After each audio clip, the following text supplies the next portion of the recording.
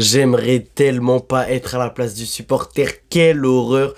Yo les gars, yo les mecs, on se retrouve pour une toute nouvelle vidéo et une nouvelle vidéo débrief de ce match entre West Ham et Manchester United, un partout entre les deux équipes et le supporter ne va toujours pas se couper les cheveux, il va devoir attendre encore 5 matchs. Les gars, franchement j'aimerais tellement pas être à sa place parce que supporter Manchester United c'est très compliqué vu au niveau de ce match là. Avant que la vidéo débute, n'hésitez pas à vous abonner, liker, partager et commenter et on est tout de suite parti pour le vif du sujet et on va commencer par dire que Manchester United pour moi aurait dû gagner ce match. Pour moi Manchester United méritait de gagner ce match parce que au vu de la seconde mi-temps, après que West Ham ait ouvert le score, on a vu un United très dominateur et ils auraient très clairement mérité de marquer beaucoup plus tôt dans ce match, déjà 2-1, même si offensivement ils gardaient la possession devant la surface de réparation adverse, mais ils n'arrivaient pas à se créer des occasions ou à marquer. Mais quand même je pense qu'ils auraient dû marquer plus tôt dans ce match et même avant West Ham, parce que quand West Ham a marqué, West Ham a mis le bloc bas, si on peut appeler ça entre guillemets, même si avant ils étaient très bas défensivement. Ils avaient un style de jeu où c'était très défensif et ils voulaient évoluer en contre, c'est-à-dire le haram ball, et ça a très bien marché parce qu'ils ont ouvert le score là-dessus. Mais derrière, après, dès qu'ils ont ouvert le score, c'était beaucoup plus compliqué pour eux parce que Manchester United avait la possession, ils allaient vers l'avant, ils étaient tout le temps vers l'avant, ils étaient tout le temps devant leur surface, sauf qu'ils n'ont pas marqué. Enfin si, ils ont marqué mais beaucoup trop tard dans le match. Ils ont marqué à la 94e minute de jeu, alors qu'avant ils avaient plein d'occasions. Zirkzee à un moment il a eu une occasion de mettre une tête, il la met juste à côté, mais pour moi il doit la mettre, parce que s'il la met, ça veut dire que le match est relancé et il va rester 7 minutes de temps additionnel derrière. Donc franchement pour moi Manchester United peut avoir des regrets. Dans tous les cas United peut avoir des regrets parce que faire un partout face à West Ham qui est très bas dans le classement et qui là est remonté, ils peuvent avoir des regrets. Franchement ils peuvent avoir des regrets parce que si on le voit au niveau de la première mi-temps, déjà la première mi-temps elle est dégueulasse. Franchement on peut rien dire d'autre, on s'ennuie là-dessus. Les deux équipes n'y arrivent pas offensivement, défensivement c'est compliqué. On a un Bryan Mbeumo qui est bon dans les replis défensifs, mais offensivement c'est compliqué pour United. Et puis après au milieu de terrain de West Ham il n'y arrivait pas, United avait la possession, donc c'était un petit peu ça durant tout le match. Où United avait la possession, sauf que quand on regarde à la fin du match, ils ont qu'un but. Et oui, ils ont qu'un but, alors que le gardien adverse, le gardien de West Ham, n'a pas forcément fait un grand match. Juste, ils ont manqué de frappe. Ils avaient beaucoup de possession, ils ont fait beaucoup de passes, sauf qu'ils n'ont pas réussi à marquer. Et ça leur a coûté très clairement le match nul. Parce que s'ils arrivent à marquer plus tôt, à mon avis, pardon, ça change le match. Ça change très clairement le match. Donc, ils peuvent avoir des regrets. Mais en même temps, on va pas se mentir que si on regarde le match, on voit qu'il y a des individualités côté West Ham qui sont ressorties, notamment Wan-Bissaka. Parce que le match que pond Wan-Bissaka aujourd'hui, il est exceptionnel. Je vais pas vous mentir, il est exceptionnel. En première mi-temps, il sauve une frappe de Bryan Mbeumo sur corner, il la sauve, c'est-à-dire qu'il y a 0-0 à ce moment-là, il le sauve sur la ligne. Après, il maintient son équipe en vie. Défensivement, il était bon, il a essayé d'apporter offensivement. Quand il fallait garder le ballon, il le gardait quand West Ham menait. Franchement, Wan-Bissaka, exceptionnel. Il a fait un match exceptionnel. Franchement, Wan-Bissaka, je regarde pas de match de West Ham habituellement, sauf que là, je l'ai vu. Et Wan-Bissaka, avant, il était à United, si je me trompe pas, je sais pas, je crois. Mais franchement, il a été exceptionnel. Franchement, j'ai jamais vu ça. Enfin, si j'abuse, mais bon, il a été très bon, Wan-Bissaka. Donc, franchement, bravo à lui. Côté individualité de West Ham, il s'est détaché.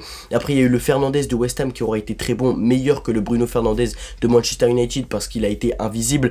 Techniquement, il n'y arrivait pas, c'était compliqué. Il faisait des erreurs que habituellement, on va pas se mentir, il ne fait pas. Donc le Fernandes de West Ham a été meilleur que celui de Manchester United. Et il y a eu également un joueur qui m'a déçu du côté West Ham, c'est Summerville. Parce que Summerville, quand on le voit dans le début de match, on se dit il est chaud, il est bouillant, c'est lui qui va tout faire. Très clairement c'est lui qui va tout faire parce que c'est lui qui déclenche la première frappe, le premier danger dans le match. C'est lui qui le déclenche en faisant une frappe et il y a un arrêt de Lamens, je crois qu'il s'appelle comme ça le gardien, qui est très beau. Et du coup on se dit ah ouais, Summerville c'est lui qui va allumer le match, c'est lui qui va faire les éclairs de génie, sauf que non parce que il a fait cette action là et puis après derrière il s'est totalement éteint.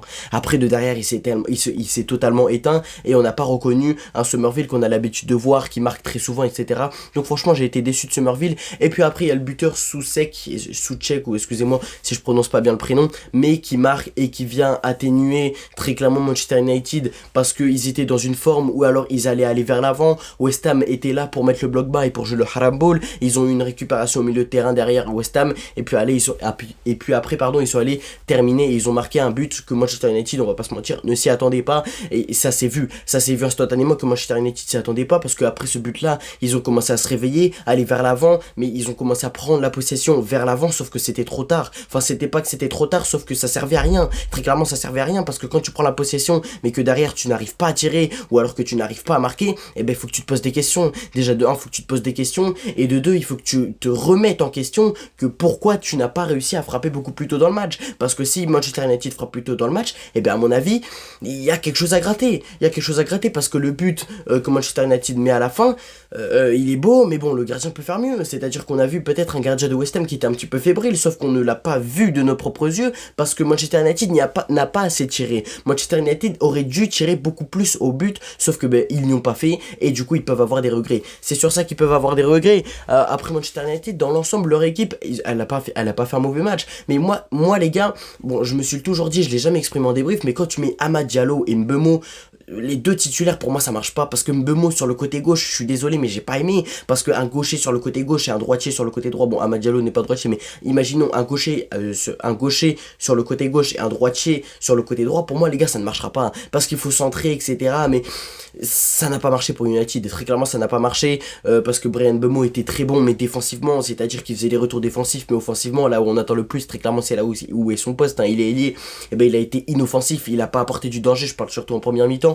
Amad Diallo en deuxième mi-temps il a apporté du danger, mais et surtout à la fin les gars, Amad Diallo ce qu'il fait à la fin, oh là là la dinguerie, à la fin il y a une dernière occasion pour United, peut-être que le supporter allait se couper les cheveux là-dessus, Amad Diallo fonce, et puis après c'était vraiment la dernière seconde, je crois 96e minute de jeu, un truc comme ça, Amad Diallo fonce, il a plusieurs solutions, il a un petit peu de jour devant lui, il a peut-être un petit espace pour frapper du pied droit, bon après il est gaucher donc c'est compliqué.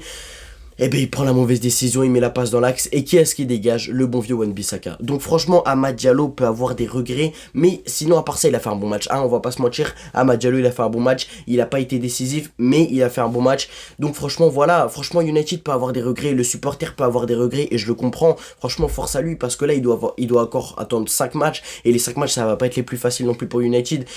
United qui a perdu sa place en plus parce que Chelsea a fait match nul aussi face à Leeds, et ils auraient pu passer devant juste avec une victoire United, sauf que ben non, ils ont pas réussi. Ah si, peut-être, si je ne suis pas sûr de mes informations, mais je crois que United est peut-être passé devant Chelsea qui a choc, hein, ils menaient 2-0, ils se sont fait remonter 2-2, à la dernière action il y a Palmer qui loupe quelque chose de inloupable, donc franchement voilà, même Chelsea peut avoir des regrets à mon avis, mais du coup voilà, ce qu'il faut retenir c'est que United peut avoir des regrets, et que le supporter doit en vouloir, je pense, à Manchester United, parce que depuis longtemps il fait ce défi là et il n'aura toujours pas réussi du coup à se couper les cheveux. Franchement grosse force à lui, mais je tiens mon chapeau à Michael Carrick, parce que ce qu'il fait depuis qu'il arrive à United c'est juste exceptionnel. C'est la fin de ce débrief, j'espère que vous avez kiffé, n'hésitez pas à vous abonner, liker, partager et commenter. On se retrouve demain pour un nouveau débrief et un nouveau live.